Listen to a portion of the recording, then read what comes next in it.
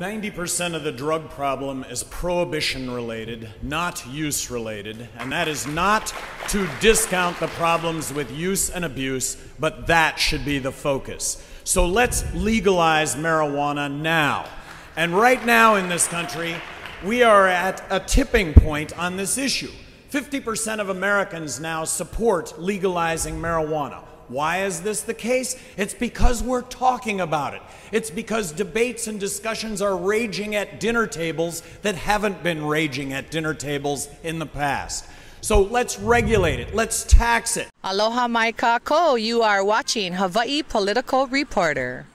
Aloha, and thank you for watching Hawaii Political Reporter. Tonight, Hawaii County Charter Amendments, a preview of upcoming pre-election programs, and we have a special Press TV news analysis on the illusion of choice in the presidential election.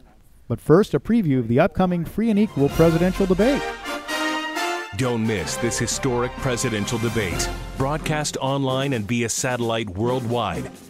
Step outside the two-party stranglehold and wake up. Learn what's being discussed outside the rigged two-party political system.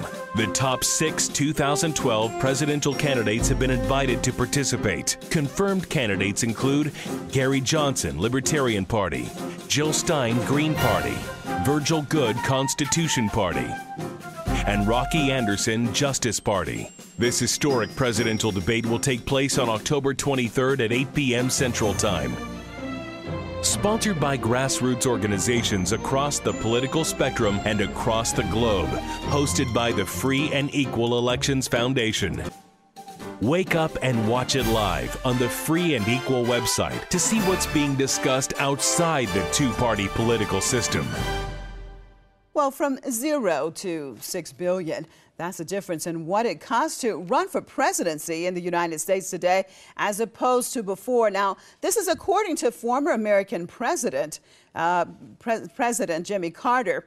And he says that it appears that the alleged democracy now seems to be up for the highest bidder. Well, we'll be looking at this story and taking a closer look at exactly what this means for the United States.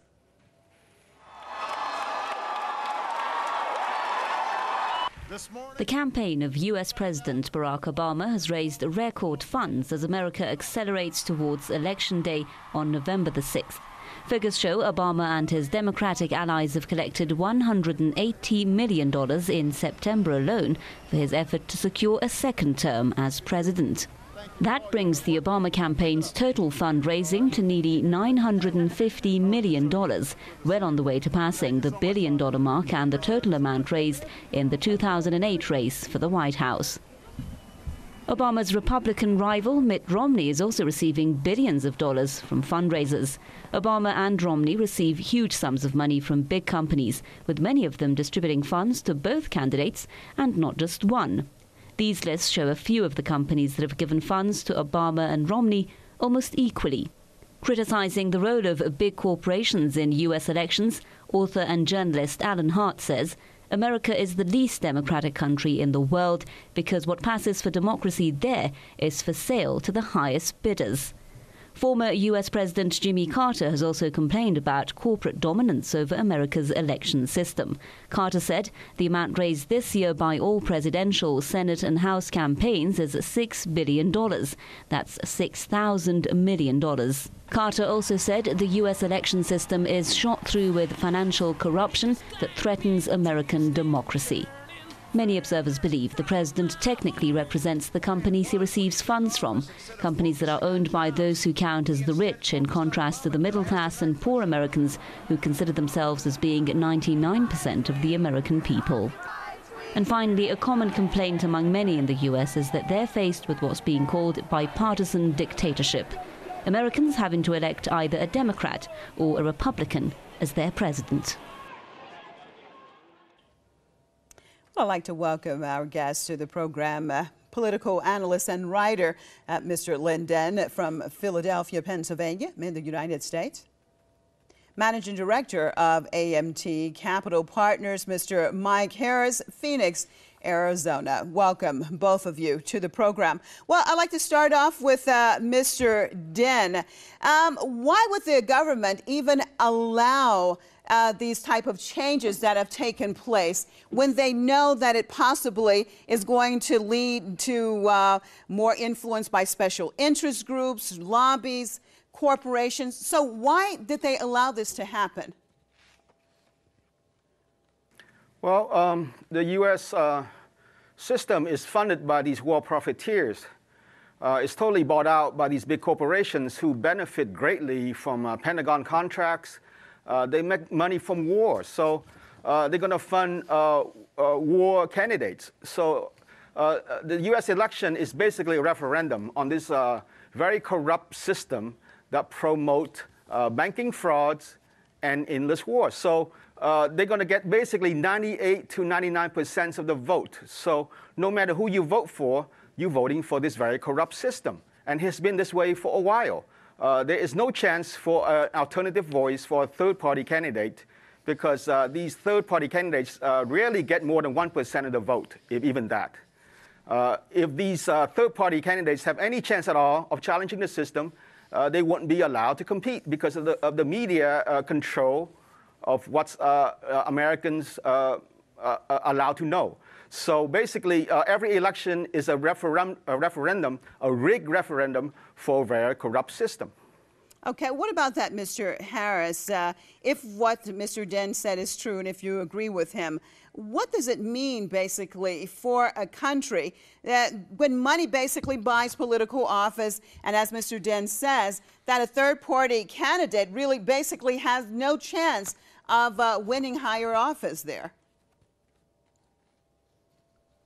Well, the sad truth is that in the United States today, 96% of the time, the candidate with the most money wins. Therefore, the people are being disenfranchised. The democratic republic the illusion of a democratic republic that we live in, has really been replaced by a moneyed plutocracy. And that really is the fundamental flaw with our elections as they are run now. And we need to have dramatic and sudden change as to how this is conducted. Because this is, as Mr. Den had stated, this is ruled by special interest. It's not ruled by popular consent of the people being governed. Mr. Den, when did all of this exactly happen? Because as former President Jimmy Carter, when he was talking, and we're just talking about the late 70s with his presidency, and he was saying that it cost him $0 basically to run because of the way the system was set up at that point in time. But now it costs $6 billion. What has happened? When did this take place, and how did it take place? Well, it has gotten progressively worse, but let's not delude ourselves into thinking that this is a recent phenomenon. It's been this way for a while. Even Carter himself was a kind of a war president. Clinton, you know, people look back fondly at Clinton as somehow this peaceful a man who promote prosperity, but he was also a war president. So it's been rotten for a while. You know, it's just gotten more naked. For example, Bush, in attacking Iraq, pretended that Iraq had weapons of mass destruction, whereas Obama just goes ahead and order a bombing strike on Libya, and now he's attacking Syria through his proxies. So it has gotten progressively worse, and I'm afraid that the American public is becoming more disinterested and more distracted to know what's happening to their country. Okay, well, let me welcome another guest who've joined us from Wisconsin, Dr. Kevin Barrett, co-founder of the Muslim Christian Jewish Alliance. Welcome to the program. Well, Dr. Barrett, let me get to you for this next question. We've been talking about, hopefully you heard some of what we've been talking about, but in general, now that what our two guests are saying, that basically the country has been taken over. What does it mean for the country itself when it seems that it has been hijacked by these special interest groups, by corporations, by other entities, but it's not being run in the way the American people would want it to be run? Well, that's right. There's a paradox here because the American people realize that the two major parties are lying 24/7, 364, and yet there are third parties running good candidates in elections, including the presidential elections. We have Merlin Miller running on the third alternative party ticket. He's actually come right out and stated forthrightly that 9/11 was a Zionist, Israeli-sponsored coup d'etat in America. It's the first time a presidential candidate has ever been that forthright. We also have Roseanne Barr on the Peace and Freedom Party ticket, and we have Gary Johnson on the Libertarian ticket. I'm forgetting who's on the Green Party ticket, but these are candidates who are not beholden to the special interests. Unfortunately, the American voters have been successfully propagandized and manipulated by the corporate monopoly media. And they've been drawn into this play, this fictitious scenario that's being staged between the two major parties, as if it were an actual fight over real issues. And it's not. It's basically two wings of the same party. And that same party is owned by the special interests. There are nuanced differences between the Democrats and Republicans. This year, the Republicans are owned by the extremist Likud faction of the Israeli party, shall we say.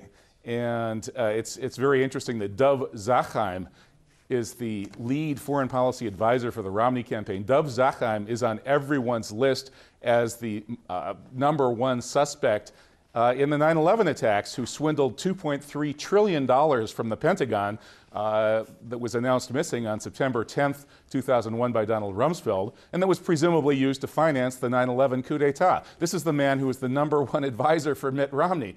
It makes the Obama side look actually relatively good, which is really saying something, because Obama is also owned by the same pro-Israel interests in foreign policy and by other corrupt interests in domestic policy. Okay, well, Mr. Harris, Dr. Barrett just talked about the two sides, basically, of the coin, and also he talks about a little bit about the media's role in all of this. I want to look at that.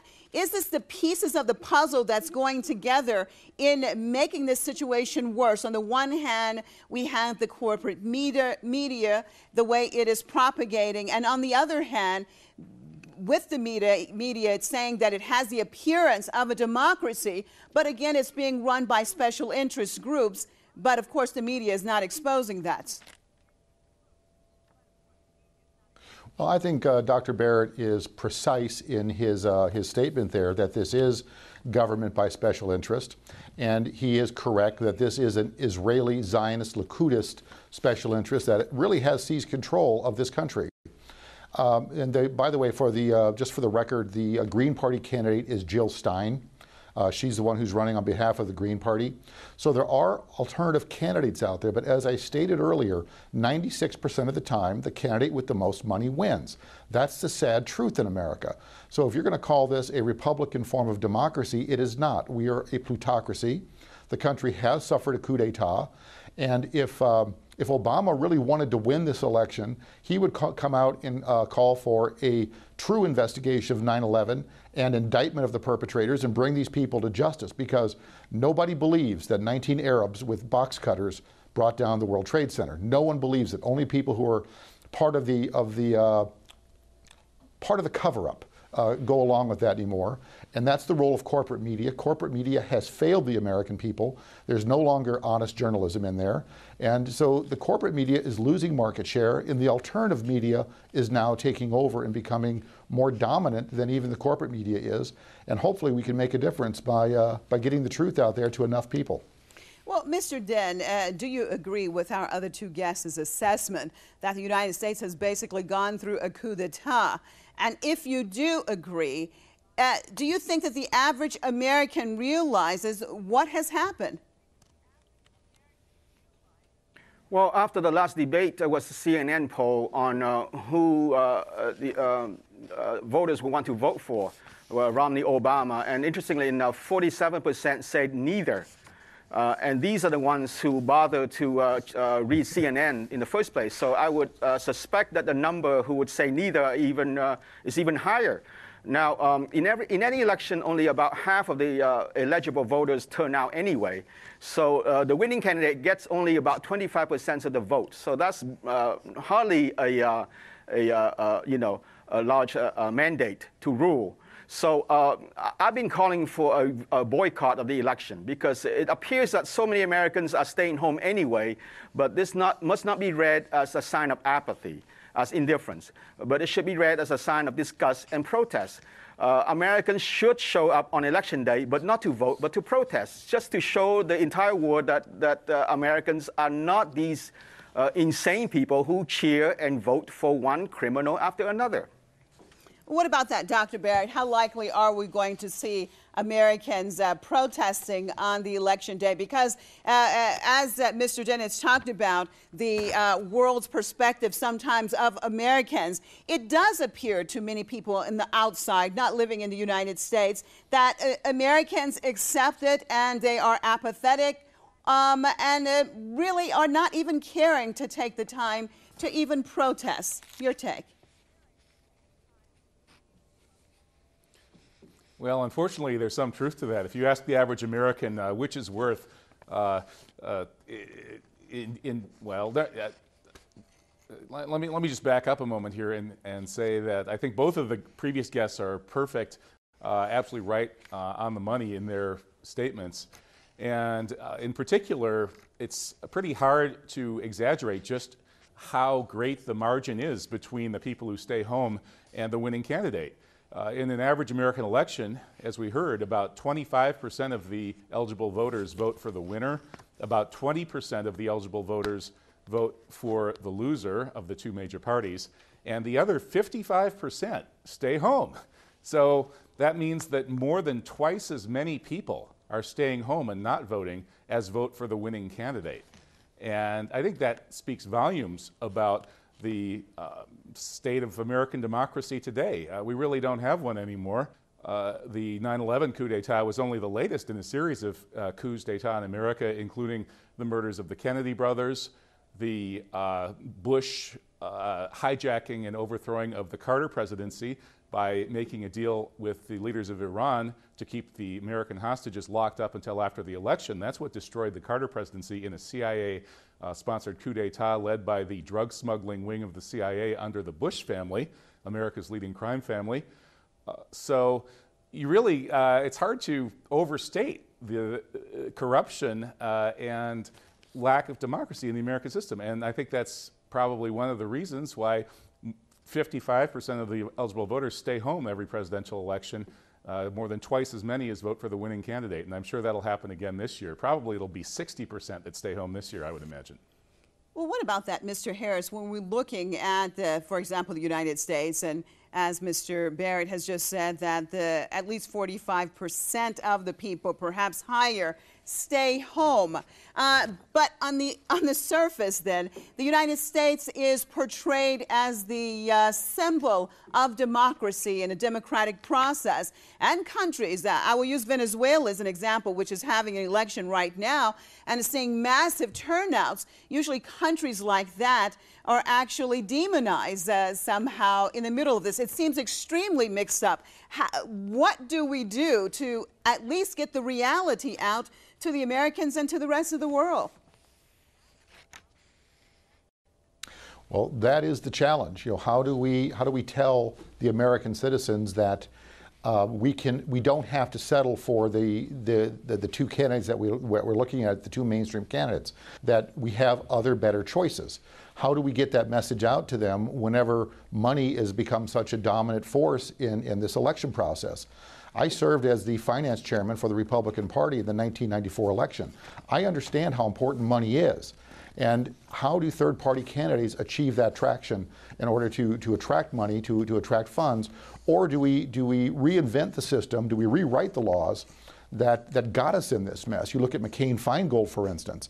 That was a major disruption in campaign finance reform. And it really changed how elections are run. Prior to McCain-Feingold, the voters in Iowa were the only ones who could give money to any candidates running in Iowa. Since McCain-Feingold, we can have special interests from New York or from Washington, D.C. or anywhere else in the country influence elections in the local jurisdiction of Iowa. That's not fair. And it really takes away the voice of the people of that jurisdiction, and it allows them to be influenced by outsiders. And if you don't go along and play with the special interests, they'll fund your opponent. So the candidates are really also caught in a conundrum where they don't have a good choice either. They have to go out and get hat in hand and beg for money from people who they may or may not disagree with. And then they have to obey the wishes of those people who have funded them, or they won't be returned to office next time. So it really is a mess, and I would disagree with Mr. Den. I think that the American people need to get out and vote for anybody except the incumbents. Vote for anyone else. Let's turn them all out. We need regime change in the United States at every level, both at the presidency level, the Senate, the Congress, right down to your local school board. Anyone who's serving now needs to be turned out of office. We need to bring all new people in and really just clean the slate, do a complete purge of our government right now, because our government is a failed government. It's failing the people. It's doing great for special interests, but it's failing the interest of the people of the United States of America. Well, what about that, Mr. Den? What our guest there is proposing is basically that the United States needs a revolution. Your take on that? Well, in principle, I would, of course, I support voting for alternative candidates.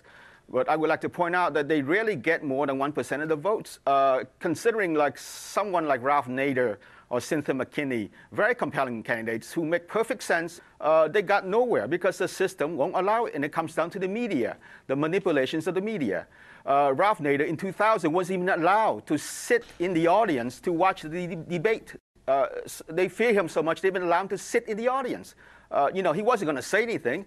Just the possibility of him being shown in the background was enough for them to lock him out. So the system is so total, so corrupt, and so exclusive that I think the American people should state very clearly that they don't want any part of this, that they want a divorce from this very corrupt system. That's my reasoning for the election boycott. Mr. Harris, you seem to want to comment on his what Mr. Den just said.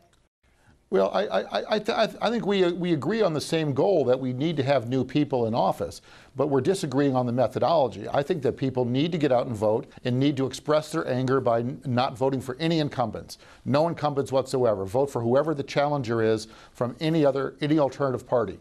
But do not vote for the incumbents. Get rid of all of them. I mean, show them the door. And if we boycott the election, we lose our chance. What little influence we have, we even lose more.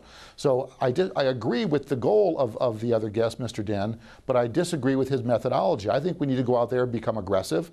I think we need to get up off the sofa. I think we need to go down to the polling place and vote for all the challengers. Get rid of all the incumbents. Well, thank you so much. We appreciate all of our guests being with us. Coming up this week and before the election, candidates including Harry Kim, Russell Ruderman, Richard Onishi, Marlene Hapai, and others. Debates including free and equals, inclusive libertarian, green, justice, and Constitution Party candidates. Issues and groups including Punapono Alliance, Pele Defense Fund, the Hunters Alliance, Aloha Uprising, and others. Analysis and exposés, economics and budgets, Romney and Lingle exposed, the theft of a nomination. See the full schedule at khpr.net or hawaiipoliticalreporter.org. Tune in nightly at 9 p.m. League of Women Voters of Hawaii County and vote411.org. County Charter Amendments. Number 1. Hawaii records and meetings open to the public. Shall the Hawaii County Charter be amended to repeal existing provisions relating to publication of notices of meetings of the council, boards, or commissions, to be replaced with, the council, board, or commission shall provide notice of any regular, special, rescheduled, or emergency meeting according to the provisions of the Hawaii Revised Statutes. There's additional background information on the League of Women Voters website and vote411.org if you wish to know this. Supporters say current county notice requirements for special or emergency meetings are more restrictive than state statutes.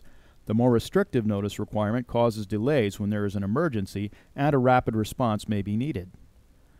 Posting notices in print newspapers, on radio and television is costly.